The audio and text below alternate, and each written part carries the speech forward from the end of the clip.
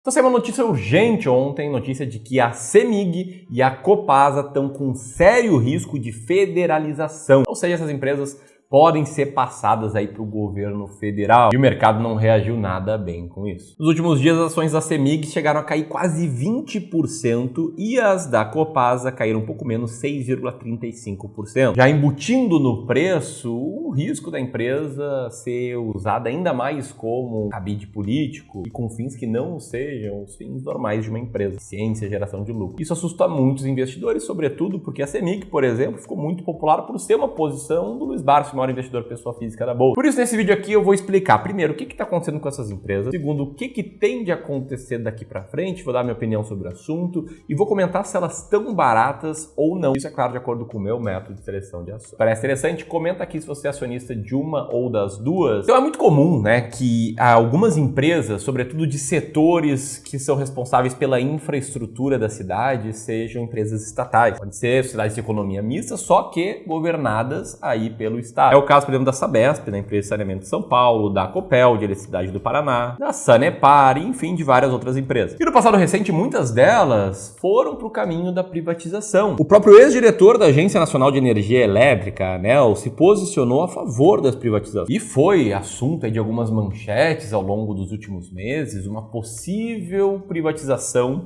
da CEMIG e da Copasa. Aliás, num plano proposto pelo próprio governador de Minas, né, o Zema. Só que aí ontem o mercado foi surpreendido com um risco que não estava no radar, ou poucas pessoas citavam, que era o risco de federalização. Para que você entenda, tá? A federalização é quando você vende parte da empresa para a União.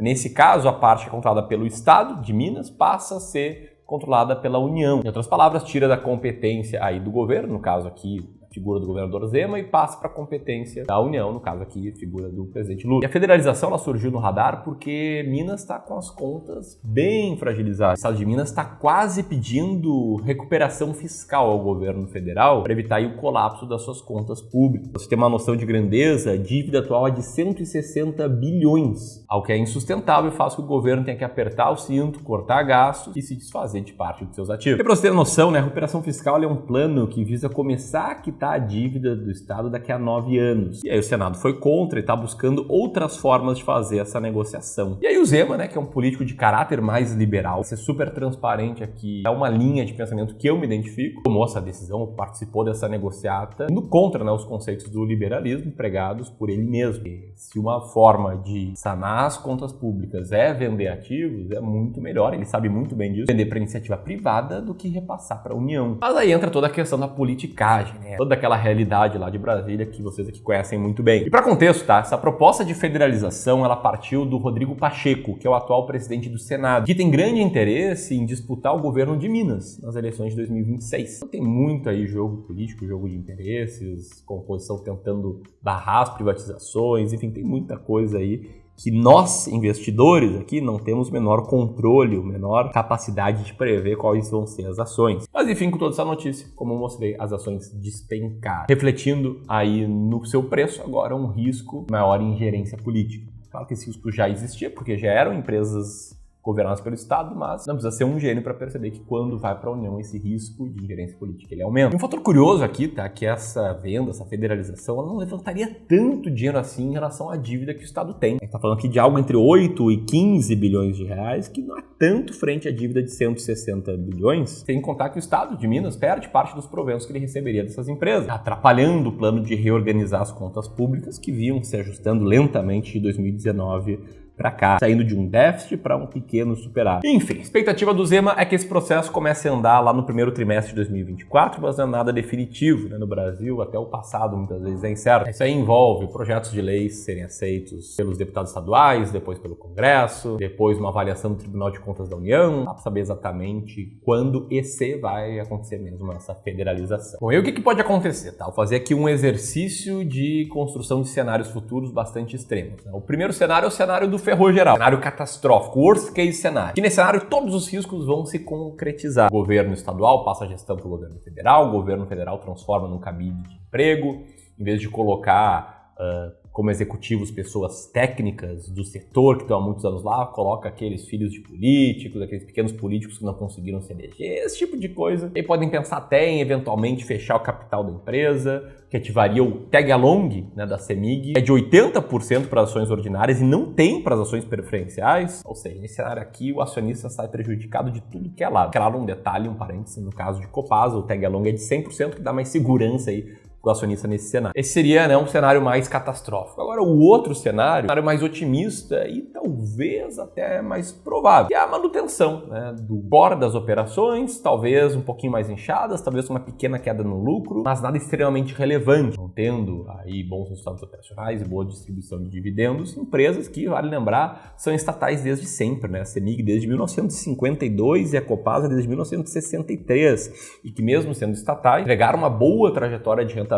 né, ficando acima do Ibovespa nos últimos 10 anos e conseguindo aí pagar bons dividendos, como o caso aí da Copasa, por exemplo. Aqui vale lembrar também que o Estado, embora detenha, né, o controle das empresas, como aqui 50,97% das ações ordinárias da CEMIG, ou seja, ele manda na empresa, o fato é que ele tem apenas 17% das ações totais dela. No caso da Copasa, só tem ações ordinárias, então o Estado tem, de fato, 50,03% da empresa. O resto aí são dos minoritários. Agora, dito tudo isso, o investidor pode pensar: meu Deus, tá feia a coisa, onde tem fumaça tem fogo, eu não gosto desse papo aí de federalização, já não gostava que essas ações eram estatais, eram controladas pelo Estado, agora pela União vai ser pior ainda, bicho, eu não vou chegar nem perto delas, ou se eu tenho, eu vou vender. Sei que esse é um pensamento bastante comum, mas não é uma forma de pensar que a gente usa aqui no Clube do Valor para tomar decisões de empresa. Então já vou te explicar aqui, né, como é que a gente faz, como é que a gente age, como é que a gente toma decisões, para você ver se faz sentido ou não pensar de forma parecida, agir de forma parecida para você. Mas vale destacar aqui que todas as nossas decisões de investimentos, elas não dependem de uma interpretação minha ou de algum sócio meu aqui do clube, responsável pela gestão das nossas carteiras, dos nossos clientes, ou por alguma previsão de algum economista. Não.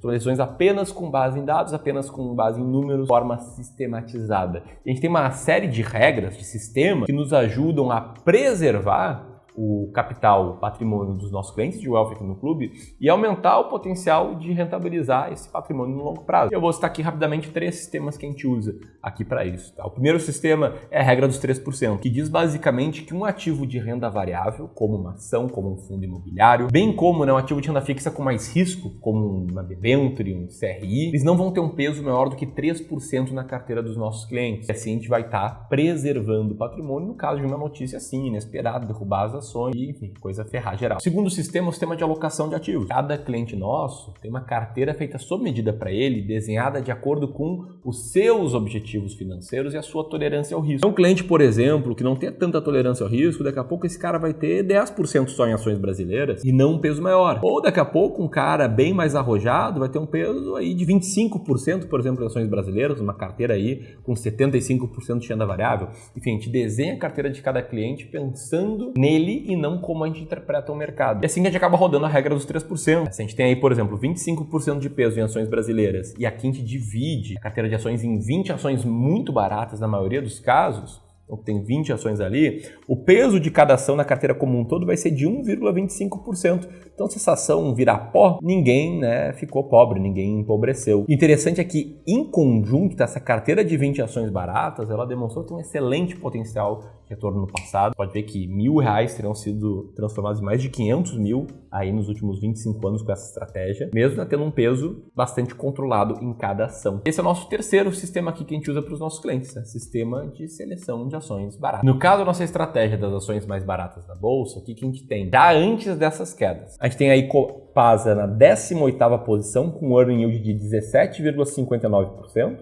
Então, com essa queda aí, esse earning yield deve ter aumentado um pouco, ou seja, ela ficou ainda mais barata. E a gente tem CEMIG na 28ª posição com earning yield de 15,17%.